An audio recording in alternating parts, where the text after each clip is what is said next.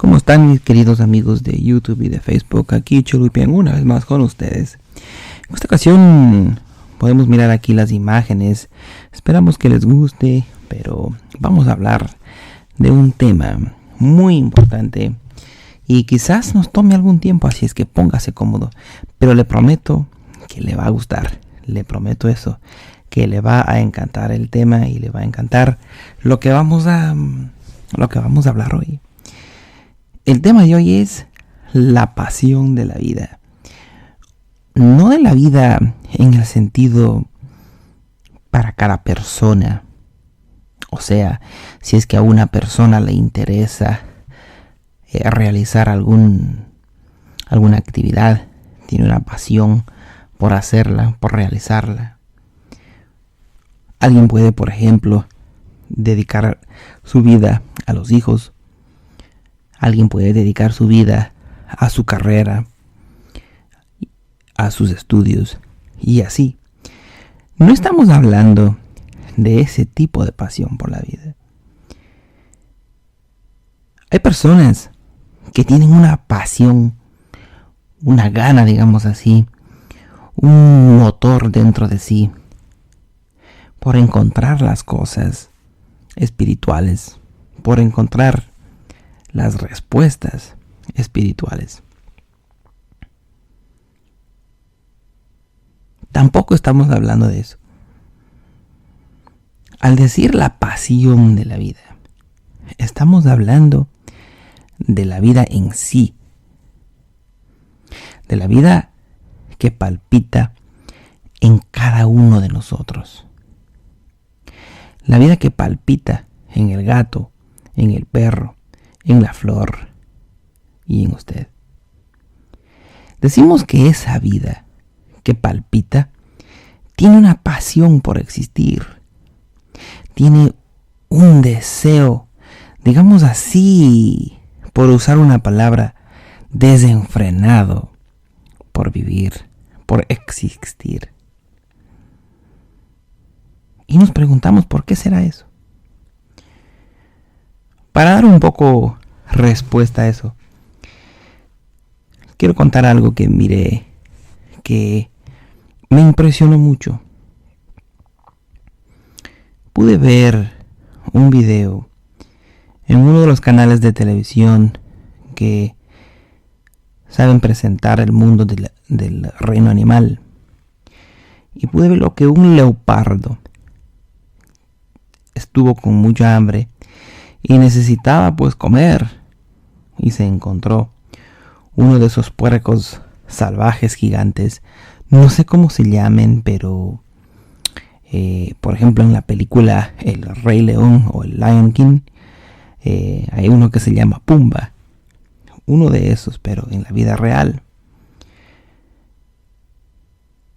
Entonces el leopardo necesitaba comer, y como ustedes ya se pueden imaginar, el leopardo fue a cazarlo y lo agarró del pescuezo.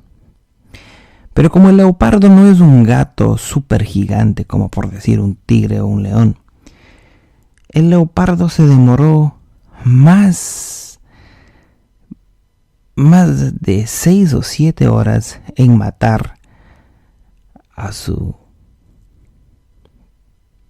pobre puerco que él quería comer. Y los dos estaban allí abrazados. El puerco intentaba escaparse. Por 6 horas peleó el pobre animal. Y por 6 horas el pobre leopardo, en cambio, estaba clavado ahí con los dientes, matando a su presa para poder comerlo. Y me llamó mucho la atención esto porque pude ver en un aspecto, estaba el leopardo con toda la gana de vivir y necesitaba comer y no iba a soltar su presa, mientras que el pobre puerco también quería vivir, pero estaba en un supremo sufrimiento, dejando que su cuerpo sea comido vivo por el leopardo. Entonces esto pudo sacar a la luz el hecho de que la pasión de la vida viene a ser sobrevivir a cualquier costo. ¿Sabía usted, por ejemplo, que en el momento que el cuerpo humano se encuentra en algún tipo de peligro, todas las células automáticamente protegen al cerebro? Cuando usted, por ejemplo, va a caerse, por un instinto pone los brazos para arriba para proteger la cara, el cráneo, la cabeza. Instintivamente se sabe, se entiende que ahí estamos, como quien dice, en la cabeza. Si es que no funciona nuestra cabeza de la manera apropiada, pues no podemos vivir. Se apagan absolutamente todos los órganos durante el proceso de la muerte.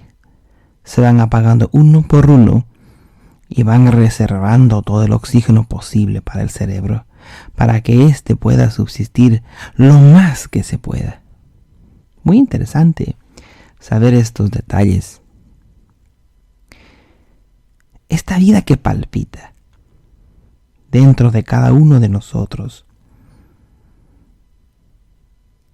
tenemos la impresión muchas de las veces que la vida se da bajo ciertas circunstancias. Y bajo algunas observaciones puede resultar así. Puede parecer que es así.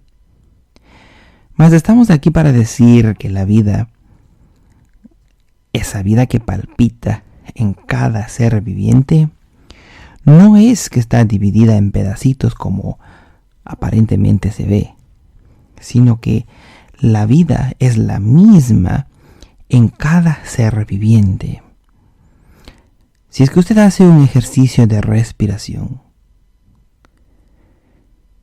y se da cuenta que usted está vivo y siente esa vida que palpita dentro de usted, esa vida es una constante del universo. Esa vida está en la planta. Esa vida está en el gato, en el perro, en los pájaros y hasta en los insectos feos que no nos gustan. Esa vida está en todo. Y no es que sea separada, sino es una constante. Al decir constante, estamos hablando en el sentido de que es una ley física que se da, dada cómo está creado el universo. Dada cómo nuestro universo está creado, de la forma que existe, la velocidad de la luz es también una constante. A tal punto que los astrofísicos y los físicos utilizan esta velocidad para hacer sus ecuaciones. De la misma forma, la vida es una constante de este universo. Existe porque se le ha creado de esa forma. Es una de las posibilidades que se ha dado dentro de este universo. Habiendo entonces establecido que la pasión de la vida es nada más existir, es nada más sobrevivir, cueste lo que cueste, entonces, ¿en dónde nos deja eso a nosotros? ¿Y quiénes somos en realidad? ¿A dónde estamos apuntando? Puede venir la pregunta, ¿la conciencia será igual que la vida?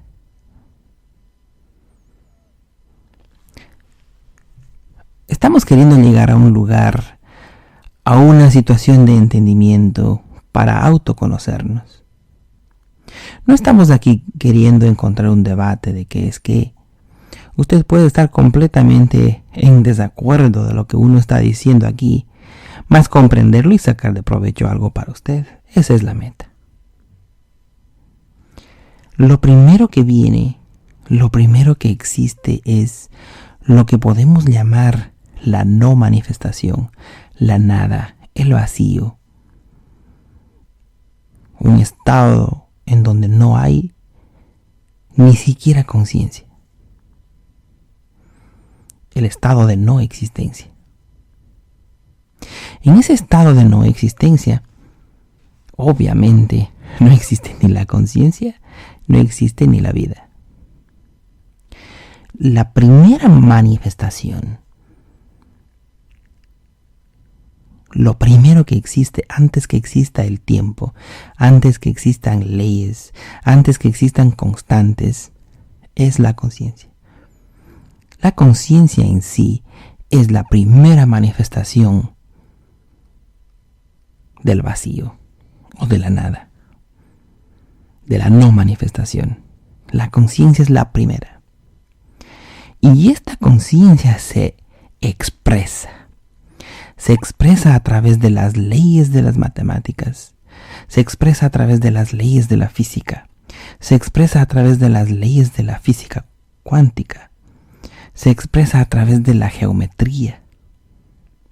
Esta conciencia se ha expresado en millones y millones y billones de formas.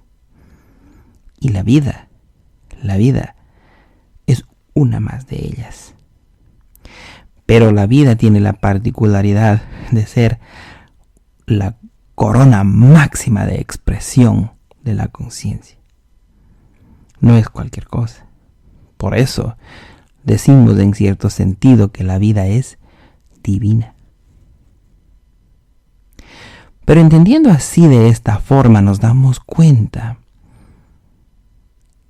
que nosotros somos algo que está más allá que la vida. Incluso somos algo que está más allá que la mismísima conciencia. En el aquí y el ahora, en este momento, en este instante que siempre ha habido, que siempre va a haber y que nunca termina porque está fuera del tiempo, no existe ni siquiera la conciencia. Esto es un gran secreto, algo que toma de mucha observación darse cuenta. Ahora han habido monjes, han habido personas que meditan y llegan a un estado de meditación en donde se acercan a este vacío del cual estamos hablando y les viene mucho temor, les viene mucho miedo. No saben qué es porque de pronto se acercan a un estado en donde aparentemente no existe nada.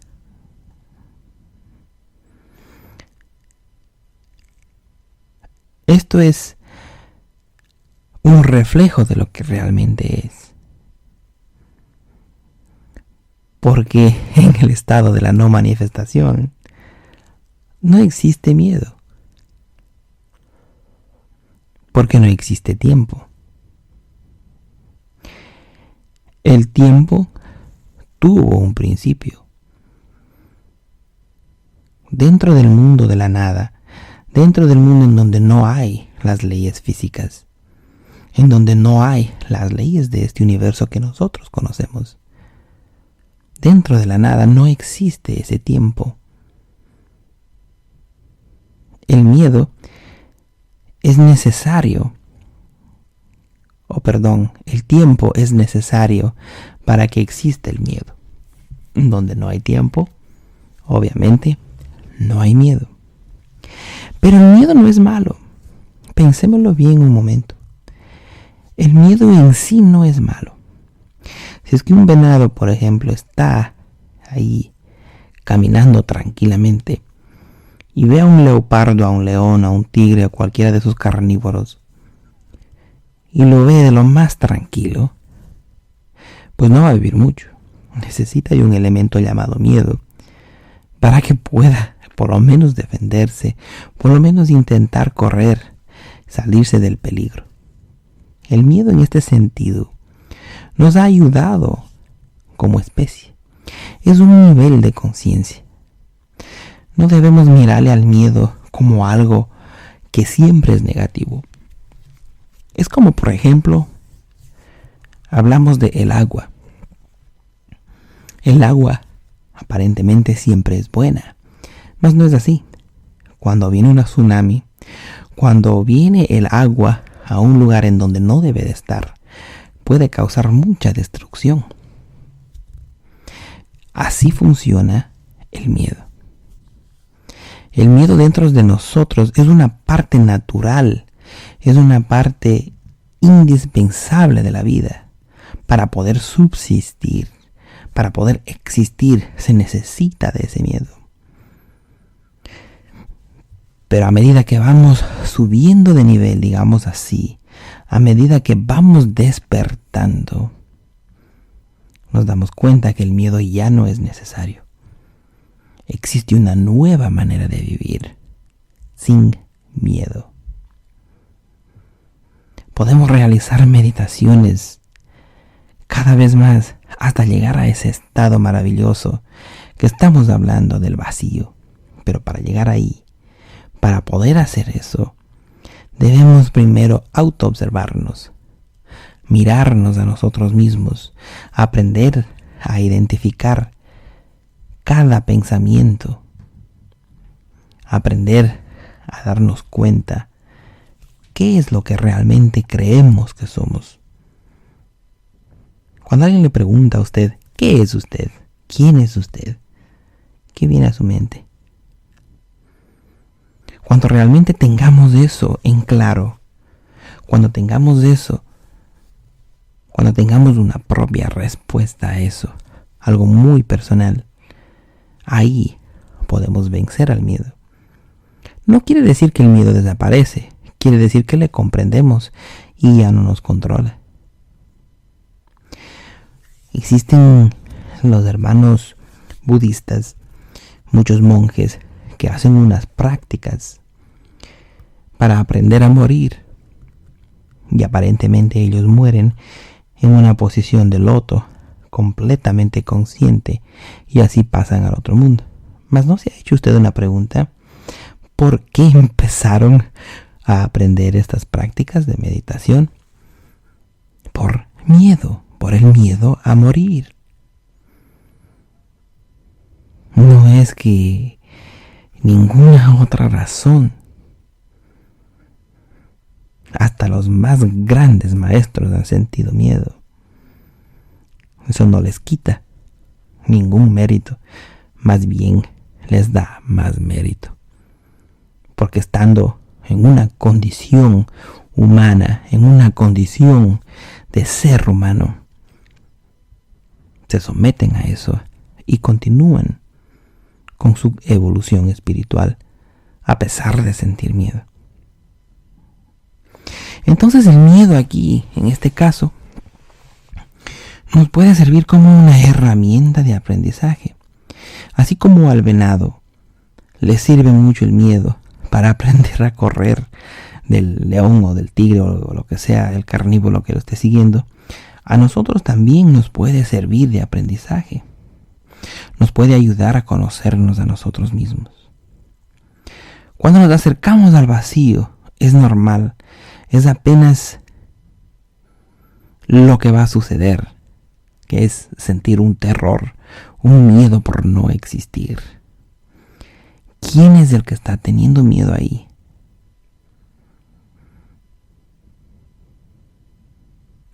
Y verán que aquí en el canal no estamos pregonando el ego, no creemos en el ego, no creemos en el ego de la forma que hablan muchas religiones. Si es que usted no sabe de lo que estoy hablando, por favor mire el resto del canal y busque allí en donde hablamos del ego. Usted puede ver ahí claramente lo que se dice sobre eso. No es que tiene miedo el ego. Existe una maravillosa parte de nuestra psiquis humana que es el pensamiento máximo, digamos así. El pensamiento de que yo soy Chelupian, por ejemplo. Yo soy Mariana. yo soy Joana, yo soy Sara, yo soy Marcia, yo soy Gerardo. Eso es un maravilloso pensamiento. El poder identificarse y decir yo soy tal persona. Eso no es nada malo. Pobres de aquellas religiones que quieren destruir eso. Imagínese usted a una persona que ya no tiene eso. Equivocadamente a veces se piensa que un iluminado no tiene identidad. Claro que lo tiene. La diferencia está en que no se identifica con esa identidad. ¿Qué quiere decir eso? Si por ejemplo a un despierto le llaman, por ejemplo el despierto iluminado se llama Pedro, por decir algo. No Pedro el apóstol, simplemente un pobre Pedro por ahí. Pero es un iluminado, es un despierto. Si es que él no tuviera el sentido de identidad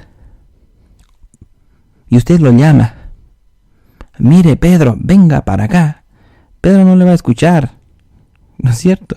Porque no hubiera una identidad. Entonces esta identidad que llamamos el primer pensamiento del ser humano, ¿quién soy yo? Yo soy Pedro, yo soy Chelupien, yo soy Juan, yo soy Marcia.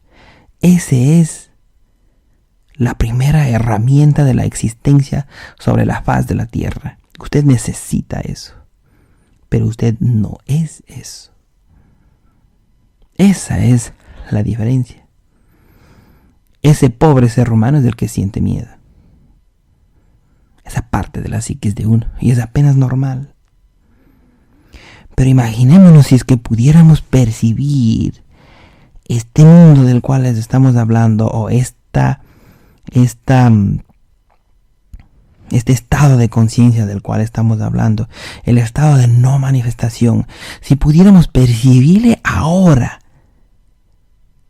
en este momento, pudiéramos decir como dijo Jesús, consumado es, se acabó, y felizmente morir. Esto toma de mucha conciencia, toma de mucha iluminación. Pero sí se puede, porque si es que no se pudiera, créanme que no estuviera por ahí esta información. Es muy bueno, es muy natural tener miedo, porque señala, apunta a algo superior, a algo más elevado. ¿Y qué pasa entonces cuando liberamos la mente de los dogmas? Cuando nos autoobservamos y hacemos espacio, como quien dice, para este vacío. En cierto sentido hemos muerto estando vivos. ¿Ven? Hemos muerto estando vivos. Por eso es que no le vamos a tener tanto miedo a la muerte en sí, luego. Ahora viene la pregunta, ¿será que ese vacío luego otra vez se manifiesta y se expresa? Pueda que sí, como pueda que no. Eso ya no es cuestión nuestra, eso es cuestión de lo no manifestado.